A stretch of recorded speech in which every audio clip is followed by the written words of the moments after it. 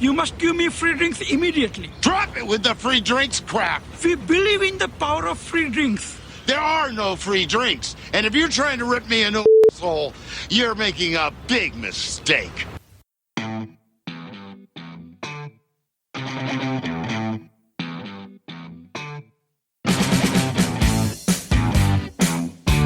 Welcome to the Hollywood in Toto podcast, the right take on entertainment. The HiT cast offers a weekly look at Hollywood from a conservative point of view. Sick of media bias infecting Hollywood headlines? Tired of stars insulting your views? HiT has your back. Now, here's your host, Christian Toto. Welcome to episode 149 of the Hollywood in Toto podcast, the right take on entertainment. This week's guest is Christopher Rufo. He's the director of a fascinating new documentary exploring the poorest cities in America. America Lost is the name of the film, and it shows how the usual responses to poverty aren't working. It also hints at some other ways that we can help out our fellow Americans. I have to say I was taken aback by a news story out of England. Now, I think the reason why, not that it affects me directly, but it's something that could actually happen stateside. I think in a way it's happening already. Here's the all-important paragraph from the Daily Mail. 8 out of 10 employees working in the arts or culture fields said that sharing controversial opinions could mean being professionally ostracized or bullied, according to a new survey. Now, the topics that could lead you to trouble? Well, let's start with supporting Brexit, or even just conservative policies, or not being on message enough about trans rights, or, as the article explains, being too on message. George Orwell, call your office. None of this should be surprising, even if the numbers are just that. Cancel culture is alive and well, and it dictates both the arts we see on screens large and small in theaters, the music we hear, and also, more importantly perhaps, what artists have the right to say them, or share them, or even create them. Again, the same stuff's happening in the United States. Why else would conservative Hollywood players huddle in secrecy in what I assume is the now-defunct group Friends of Abe? Why would Esquire magazine bully John Krasinski for daring to show a smidge of support for the U.S. military? Why would so many stars tell me, hey, I don't mind talking to you for your podcast or your website, but can you keep my conservative politics out of it? Thanks. They fear reprisal. Now, what galls me about this is something I've probably said over and again, but you know what? It bears repeating. Where is the outrage from Hollywood and the media? Why isn't Alyssa Milano, our most engaged superstar, raging against this? What about Mark Ruffalo? He's always talking up about politics. Susan Sarandon? It's simple. I think they're quietly A-OK with the status quo. And it's why a Democratic victory in November scares the heck out of me. President Trump's very existence, for all his flaws, is keeping a portion of the cancel culture at bay. Not all of it, mind you. Just ask Kevin Hart about that. Still, his ability to swat back against woke culture is always there, and thank goodness for that. If he's gone by 2021, the left will be emboldened. And that 8 in 10 number might go up a notch or two between here and abroad if that happens. I know it sounds like I've got my tinfoil hat on, but I fear I don't.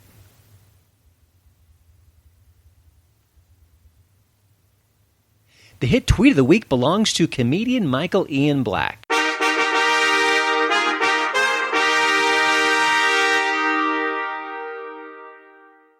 You've seen him around on shows on TV, maybe a movie or two, but it turns out he's absurdly political on Twitter when he's not trotting out some really lame jokes. I'd be a little embarrassed if I was a comedian sharing some of the stuff that he shares on Twitter. He's also always talking about the NRA and how it's killing people. It's a terrorist organization. Not funny, not insightful, not even interesting. Now here, in this particular tweet, he's mocking a fellow celebrity for, well, you'll see why in just a second. Here's his tweet. Why do people make such a big deal out of Susan Sarandon's political opinions? Literally nobody other than Susan Sarandon is taking their political cues from Susan Sarandon. Well, Michael, at least people know her name. That's a start, right? You're listening to my daddy's podcast. He makes us go to bed early if we don't watch Avengers Infinity War with him. Again. My hit tip of the week is Little Monsters. Lupita Nyong'o is a very beautiful, talented actress, and she's making this genre film even better. She stars as an elementary school teacher whose field trip is interrupted by, well, a zombie outbreak. Now, this is a zombie comedy, and the kids really aren't in direct peril, spoiler alert, but it's close enough just to get the story moving. The tension actually comes from a man-child played by Alexander England, kind of a likable, interesting actor. I don't think I've seen him before. His character is trying to flirt with her character before and during said zombie outbreak. Now, I liked it so far, and, I like the fact that England bullies past some of his character's awful tics. He's doing that sort of, I'm a grown man, but I can't grow up. We've seen it a million times before, but he actually makes it a little bit original, and you need that here. The problem, though, it's not the undead. They're pretty cool. It's Josh Gad. Now, I'm going to put politics aside. I don't agree with what he has to say, but I think he can be pretty good. I think he's great as Olaf the Snowman. Yeah, listen, it's lines written for him. It's just an animated role, but I think he really brings it to life. Here, that's a different story. He plays a kiddie show star who's trapped up with all the non-zombie humans, and he is just awful. And I have to place a lot of the blame here for his screeching, melodramatic, preening character on the film's director, Abe Forsyth. Now, I think Forsyth did a good job overall. The tone is right. It's a pretty effective zombie comedy, but boy, what a disaster decision to push Josh Gad to 11. He should never go anywhere near 11. Otherwise, though, I really enjoyed this undead romp. It's got a surprising amount of character development early in the movie, too. That one I didn't see coming, and I liked it. Plus, as a young actor, again, I had not seen this person before. His name is Diesel La Torraca. He is adorable, and he steals a whole bunch of scenes. And I think even if you don't love the movie, you're going to like this kid. Little Monsters is playing right now on Hulu, and I recommend it. You're listening to the Hollywood in Toto podcast, the right take on entertainment. Christopher Rufo didn't plan on spending 5 years making his documentary America Lost. The facts on the ground forced his hand. Rufo, who's the director of Discovery Institute's Center on Wealth and Poverty, brings a really interesting, inquisitive eye to his new film. Now, America Lost introduces us to people living in communities that look like zombie wastelands at their worst. Just absolute abject poverty. Jobs are scarce, addiction is rampant. What on earth can bring these towns back to life, and of course the people with them? Well, the movie has some suggestions, no doubt, but also has a flicker of hope for some of the people who are really caught up in these tragic situations. Now, Christopher breaks down how the movie happened, why it took so very long to complete, how you can see it in our latest HitCast interview. I hope you enjoy my chat with a really interesting fellow, filmmaker Christopher Rufo. Well, thanks for joining the show, Christopher. I was curious, this is a 5-year journey to bring America Lost to the audience. Was that the plan all along, that you knew you'd take 5 years to capture it? Did it expand along the way? Talk a little bit about sort of that process, because it sounds exhaustive, it sounds daunting, but I think you needed it to kind of tell the story you're telling. Yeah, it wasn't the plan. I don't think anyone sets out to make a film and doesn't go dramatically over the anticipated time. But, I knew this film was going to take a few years, didn't think it would take 5. But really what happened is that really 2 things. One is that you're following real life stories, and life develops slowly. So you're tracking people over time, and it's kind of a messy process. But also, I think I really had to learn the subject material, really understand the economic, social, cultural problems in these communities. And that took a lot of studying, a lot of reflection. And my views about these issues changed over time in making the film. And I really wanted to give it a chance to not just come at the final project with my first impressions, but to really have kind of a deeply thought through message that was based on not only a lot of time in the field, but also a lot of time having studied the issues. Let's talk about those lessons learned. I think you can see some of it in the film itself, so I don't want to give too many spoiler alerts, but maybe share an example of something where you went into the project thinking one way and you emerged, hey, maybe that wasn't the best approach, or maybe in talking to all the people you did, your views evolved? Yeah, I think the biggest takeaway was a lot of us, and me included, we look at kind of social and political and economic issues really through the lens of public policy. So as I was looking at these three forgotten cities, three cities that had been kind of booming at mid-century and then collapsed, I really went initially with looking at it through a public policy lens, saying, well, really what went wrong from a public policy standpoint that led to the collapse of these places, and what kind of policy solutions could we find that would really revive them? And after spending some time on the ground, I really realized that looking at it through that public policy lens, which is very popular in academia and journalism and politics, is such a limited way of looking at the problem. And I quickly understood, having spent a lot of time in these neighborhoods talking to hundreds of people, that the problems that are plaguing forgotten American communities have really metastasized beyond just policy problems. They're deeply rooted into the cultural and social fabric of these places. And any kind of policy solutions that you might hear, in my view, too often really only operate at that surface level. So I realized that I had a much bigger project, a much deeper project, and a story to tell that didn't just rely on the kind of surface level public policy discussion, but really dug into the roots of the kind of social and cultural crisis. And I guess part of the problem, and I understand it, I blame media journalism for a lot of faults, but you really need to go deep in these communities to talk to people, for journalists to truly understand what's going on, as opposed to like kind of dropping in, making a pronouncement, reporting on a new initiative, and then going away. I mean, can journalists really cover this in the way that it needs to be covered? I think that's maybe part of the problem. Yeah, I think it is part of the problem, and I think big part of the problem is that if you look at contemporary journalism, because of how the profession has shifted, you have a reduction in the number of overall journalists. You have a kind of a reduction in the median age of journalists. You have basically a lot of young people who have gone through the same university education at elite academic institutions.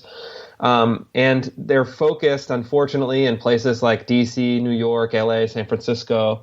And I think they miss something essential, not only because of their geographical location, not only because of the limitations on journalists. Most journalists can't spend 2 or 3 years reporting on a story, but also because the mentality of the journalistic class, I think, is fundamentally limited and really reluctant to dig into some of these cultural issues and taboos, really, that I think are at the heart of what's wrong in our lost and forgotten cities. There's a quote in the movie, and I want you to expound on it for me. It says that sometimes people get trapped in a web of social programs. And of course, those programs are meant to help people and to alleviate problems, and doesn't always work that way. Can you maybe just talk about that a little bit more, and how sometimes good intentions aren't exactly rewarded with great results?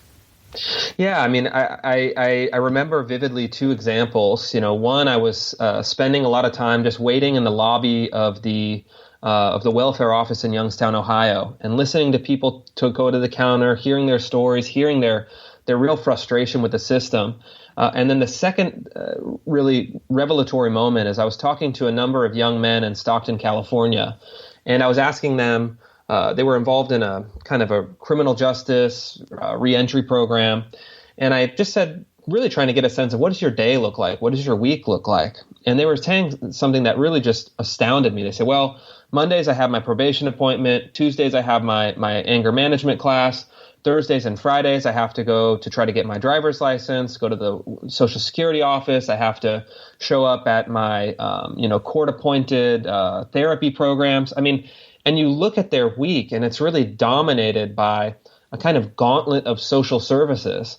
But you didn't get the sense in talking to these folks that they viewed it as an opportunity for growth or for development or for progress. They resented the fact that they were forced by the social services apparatus to essentially go through hoops, and frankly, they didn't find it very valuable, very relevant to their lives. It felt more like a punishment than a service. And at that moment, I realized that even programs with good intentions, if you are essentially setting up a system that patronizes people, that reduces their participation to some base level, that makes these human problems into technical problems, that you've really stripped away people's dignity. And that's what I saw over and over, especially with men in these places, that they were forced into this social services system that they didn't believe in, they didn't trust, they didn't appreciate, and for good reason, because it seemed like more of a burden that failed to deliver results than actually creating a net social good. The movie really looks at some depressing subjects. You meet people who are just really struggling. And there are also people in the movie who are surviving and thriving and evolving. What do you think that they have in common? What's something you can kind of, and they come from different backgrounds, they're surviving in different ways. What do you think unites them? Is that maybe something that's either can be replicated or maybe something you can look to for other people who are struggling? Yeah, I think, as I really surveyed 3 of these cities, I met hundreds of people, focused in on 3 main family stories in each city. I think the fundamental distinction between people who were stuck in these horrible situations, or backsliding, or going to bad outcomes, whether it's prison, whether it's disconnection with family, in some cases even death. And then the people who were able to rise above their circumstances, to beat the odds, to get on track to some real progress and creating a meaningful life despite a bad hand that they were dealt. Those folks were able to do one thing. They were able to tap into some fundamental human motivations. And these really reduced down to 3 or 4 things. First, family. People found tremendous meaning and motivation and inspiration in family. You look at fathers maybe coming out of prison, want to reunite with their family, to kind of get a connection back with their kids. You've seen that over and over as a prime motivator. Second, there's a faith element. I didn't necessarily go out to seek out a faith component to the film, but as I spent more and more time in these places, I saw that faith is alive and a real beacon of hope in some of America's poorest cities. And I met people who were, spent 25 years in prison for murder, were kind of high up in a gang hierarchy, and then had a real moment of faith, a conversion experience. And this particular person in Stockton was able to turn his life around. And then third, I think work and community. So how they participate in the broader community, how they get maybe a chance at a job, even if it's not a good job, as long as they feel like there's a sense of dignity and meaning and purpose and ability to provide. It really gave people an edge up. And I think that we often think of what can we do, what can we give people to fix the situation, what policy can we have? But I think that if we're designing policies or thinking about these places, we have to first start at those fundamental core human motivations. Because if you can't attach into those, any kind of policy solution will be at that surface level and, in my view, bound to fail. I think a movie that talks about faith and suggests that throwing money at the problem is not the solution may run into some roadblocks. It's not sort of the typical narrative that maybe the documentary landscape would embrace. Did your film kind of hit some challenges along the way for that reason, or any sort of stories along those lines, or was it sort of a fairly basic process from funding to shooting to getting it out there? Yeah, I mean, it changes. I directed previously 3 films for PBS. One got picked up by Netflix a few years ago, and I really operated in the traditional documentary industry, doing documentary conferences, approaching documentary funders, documentary broadcasters. So I was really in that world, and this film is a departure, and it really plays against the grain of what is really a very far kind of left institution. I mean, you even saw the Oscar-winning documentary this year. The filmmaker goes up to give her acceptance speech and quotes Karl Marx. I mean, literally quotes the Communist Manifesto in her acceptance speech. And And this film does cut against the grain, and I guess for better or for worse, it wasn't received very well in kind of my traditional documentary world and those relationships in that industry, which has really been focused on really progressive issues and quite nakedly. The industry has really circled around some of the most progressive values and institutions and commitments. And then, so this film was kind of outside the grain. Luckily, I found a broadcast partner in PBS. They were willing to recognize the good reporting in the film. But I think the industry is at a crossroads where you see the lineup at major festivals, and they're kind of increasingly niche identity politics issues that are reaching a smaller and smaller amount of people. Even if you look at Amazon, right? Go and look at the Amazon reviews for the kind of the top 5 or 10 documentaries at Sundance in the last few years. You'll see that they only have maybe 5, 10, sometimes fewer reviews. They're not reaching a big audience, and I think that that's going to be a problem over time as the industry reduces its focus to kind of hyper partisan base. Are they missing a broader thing? And I hope that America Lost, this film, can reach an audience that crosses over. I come at things from a conservative perspective, but I tried to make a film that didn't preach to the choir, that has substantive research base behind it, and that can present the case in a nonpartisan way, that can suggest a new way of looking at these problems. Mm-hmm. Because I think even the most ardent defenders of the kind of welfare state policies we've had since the 1960s are starting to realize that some of these things aren't working. Yeah. I was kind of curious, maybe this is sort of cutting against the grain of what you're talking about, but are there politicians or even organizations that you can say, I think they're on the right path, even if they're not suggesting policies, maybe even just a bully pulpit point of view where they're kind of hitting on themes that you've kind of discussed as well? There are. I think that we are seeing a revaluation of a lot of these policies, a lot of the approach to poverty in the United States. And again, I think it's actually a bipartisan consensus. The New York Times, in a couple of different pieces over the last few years, have really even gone back and reevaluated the Moynihan report from the 1960s that talked about family structure as an important component of keeping people out of poverty, which was kind of a taboo for many years. And now even writers, New York Times op-ed writers are saying, well, as these family problems have now started to affect all different demographic groups, different racial groups, maybe we need to look at these issues again. So I think there's a resurgence of looking at family as both a cause and a potential solution to poverty in the United States.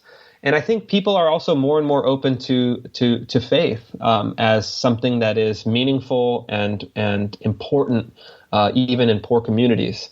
So I think there's Brookings has some folks, American Enterprise Institute. There's kind of even if you look at Andrew Yang, for example, who is proposing a universal basic income, that's another issue that cuts across traditional partisan lines. You have libertarians that support it.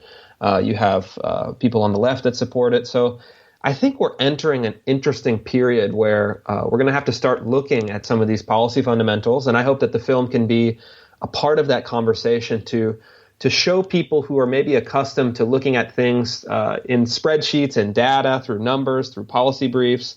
I want to give them a window into the real human experiences in these places. Mm-hmm. And they can kind of have some kind of flesh and bones to hook into and to think about those real human challenges. And I tried to give people a window into that I think most folks could never have otherwise. The cities in question, your film, do you have a modicum of hope that there can be, if not a resurgence, sort of an improvement of some kind in the lives and the community that's there? Or do you think it might take years and years, if not decades, before something that positive emerges? Yeah, in the short term, I'm pessimistic. I don't see any evidence or really any even theory that could suggest that a place like Youngstown or Memphis or Stockton would recover in any significant way in the near term. They have economic problems, social problems, political corruption problems, even in all three of these cities. So in the near term, I really don't. I don't see hope for the cities themselves necessarily, but I do see hope for individuals. So you have people within these cities who still have some agency, still have some power to shape their own lives. And I think that's really where you have to focus. You have to focus on people, on individuals, on those neighborhood institutions that we still have some agency over. But in the long term, you never know. The United States has gone through booms and busts throughout its history. And sometimes some cities you see, especially in the West, the economic purpose of those cities disappeared or changed, and we simply abandoned them and moved on. And you see in those ghost towns and mining towns. And I think that as long as you can maintain a healthy culture, as long as you can maintain some of those social bonds, people are adaptive, and they can go out into the world. They can go to another place. They can restart institutions. They can rebuild cities in some cases. So in the short term, pessimistic. In the long term, just knowing the history of the United States, I'm optimistic. Before we let you go, Christopher, I'm just kind of curious. You emerged from a 5-year journey, and I'm sure you're just overwhelmed by what you did and looking at the project itself. Do you kind of segue to a lighter subject? What's next for you, and do you think you might revisit this material in some capacity? Yeah, I'm glad that it's done. I think that when you finish a film, especially one that takes a bit longer than you anticipated, and you really dig into it, you really involve yourself in some difficult situations. There's a sense of relief at finishing, but I'm not. I'm not burned out, and I think that I'm excited to take the next step for the film, which is the distribution part, and that to me is just as important as making the film. And what I see as the next step for the film is really exciting. Currently, the film is in a pre-release. I've created a package for community organizations, student groups, academic institutions, to relate the film to some of those themes and those policy issues. And I'm launching campus screenings in more than 100 campuses. We have a PBS broadcast coming up. I'm also looking to partner with churches, community organizations, social service agencies even, to get the film out there, to have a lot of community screenings. So I'm really excited to take the film and then turn it into a tool for people who are across the United States that are engaged in this work, to try to connect it with their mission and give them the opportunity to host screenings and events in their communities. So that's really what I'm going to be focusing on for the next year. And hopefully having, hundreds and hundreds of organizations that take the film into their own hands and share it with people in their local communities. Excellent. Well, I'm glad that we're a small part of that, but we're obviously here to spread the word. And again, Christopher, thank you for joining the HiTcast. You can see his film, America Lost, right now on Amazon, but also go visit americalostfilm.com for more information, like Christopher said, on how to see it, how to kind of schedule different arrangements, different screenings in your community. Appreciate all the time, all the work you've done, Christopher, and I want to check in with you down the road for other projects. Absolutely. Thank you so much. Well, thanks again for listening. Don't forget to check out HollywoodandToto.com for both the show notes and, of course, the latest entertainment news. Please follow me at Twitter at HollywoodandToto. And we'd love it if you leave a podcast review over at iTunes. See you next week.